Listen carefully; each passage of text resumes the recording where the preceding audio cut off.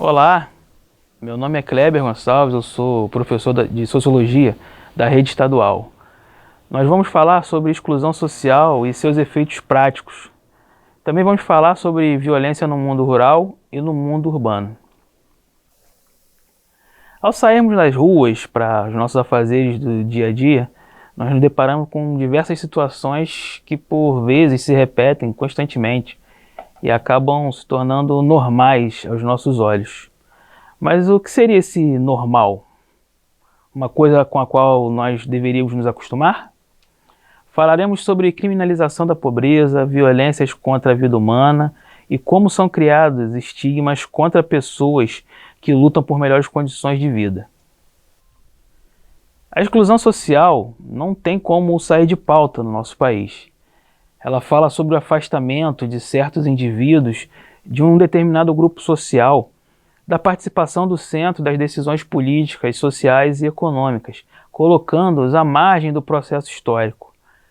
Da exclusão nasce a desigualdade social, nasce também a miséria, pois nesse processo de degeneração deixamos de pertencer à mesma classe. Somos divididos e colocados em segundo plano quando a tomada de rédeas da vida em sociedade. Nós podemos citar como exemplo de exclusão as situações referentes à cultura. Quando você fala, por exemplo, quando alguém diz que o funk não é cultura, quando no início do século passado o samba era visto como coisa de desocupados. Podemos usar as etnias, citando a discriminação contra pretos, indígenas e asiáticos. Exclusão econômica, quando certas pessoas não conseguem frequentar lugares como restaurantes, clubes, escolas. A exclusão etária, com crianças sendo vistas apenas como consumidoras e não podendo opinar em mais nada sobre questões da vida, ou mesmo idosos que não conseguem emprego na maioria das empresas por terem a sua força produtiva questionada. De gênero, quando falamos que mulheres ganham menos que os homens, pelo simples fato de serem mulheres, situação agravada quando essa mulher é uma mulher negra, pelo fato cumulativo do racismo. Patológicas, quando pessoas que são acometidas por doenças, por exemplo, e comportamental. O exemplo que a gente pode dar é de viciados de drogas. Viciado porque quer, podia parar de usar, podia fazer um tratamento, etc. e tal. Como consequência da exclusão, temos a geração do preconceito, da marginalização das pessoas desses grupos citados. O isolamento social, a perda gradativa do exercício de cidadania plena, por aí. Essas consequências são favoráveis apenas aos grupos hegemônicos que estão em posição de comando dessa sociedade, pois muitas vezes essas pessoas que são desencantadas com o processo de construção da sua cidadania abandonam direitos básicos, como, por exemplo, o direito de votar. Vimos que a exclusão social gera mazelas que são difíceis de serem resolvidas e que elas desencadeiam outros problemas no curso da sua existência. Seja no campo ou na cidade, a violência é um dos subprodutos dessa exclusão. Populações que vivem em espaços degradantes, sem condições mínimas de saneamento básico, ou mesmo morando na rua, casas e condomínios fechados por muros altos, quase intransponíveis, ônibus e trens superlotados, levando trabalhadores e trabalhadoras para seus empregos em condições muitas das vezes insalubres. Tudo isso forma um arcabouço de violência. No campo, a violência se materializa principalmente pela disputa de terras, com a morte de dezenas de pessoas durante todos os anos, com a expulsão de indígenas de suas reservas naturais para a criação de grandes latifúndios improdutivos, que dão lucros a poucas pessoas, a constante invasão de reservas por mineradoras, a construção de hidrelétricas, o corte de madeiras nobres visando o enriquecimento sem pensar em sustentabilidade durante o processo.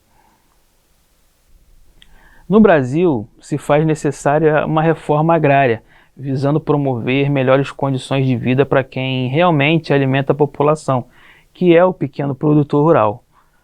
Produtor esse que, ao perder as suas terras, se vê obrigado a migrar para as grandes cidades, perdendo não só o seu bem material, mas também a sua identidade. Na cidade, um grupo gigantesco de pessoas que migram no campo passa por falta de moradia, de empregos e de alimentação. Muitas das vezes o efeito é a absorção desse contingente humano em subempregos.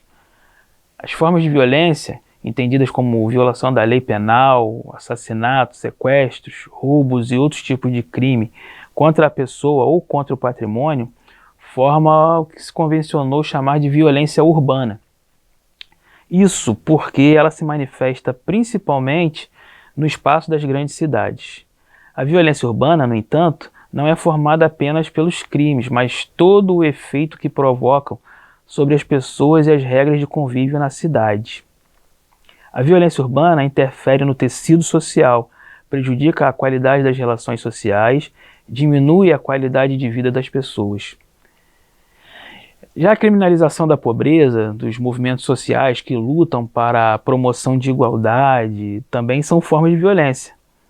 Seja na cidade ou no campo, quem luta por direitos é visto socialmente como uma possível ameaça ao domínio estabelecido por uma parte da sociedade, a elite. Os movimentos sociais urbanos, como greves, reivindicação por melhoria no transporte, saúde pública ou educação, ou os movimentos do campo por reforma agrária, ainda hoje são tratados como uma ameaça à ordem pública, ou seja, devem ser reprimidos pelas forças de segurança. A veiculação maciça de notícias de crimes na periferia das grandes cidades e dos confrontos durante manifestações de movimentos sociais urbanos ou rurais geram na população a percepção de que se a periferia, todo o movimento social são potencialmente violentos e, portanto, devem ser tratados como casos de polícia, sendo dever do Estado intervir fazendo uso da força. Devemos notar que a educação é que nos transforma, pois ela é uma construção e não um privilégio de qualquer ideologia. O dever da educação é priorizar a vida, é colocá-la acima de tudo, olhando para o outro. É promover melhores condições para todos. Pessoal, estamos terminando aqui mais uma aula e peço a vocês, se puderem, fiquem em casa.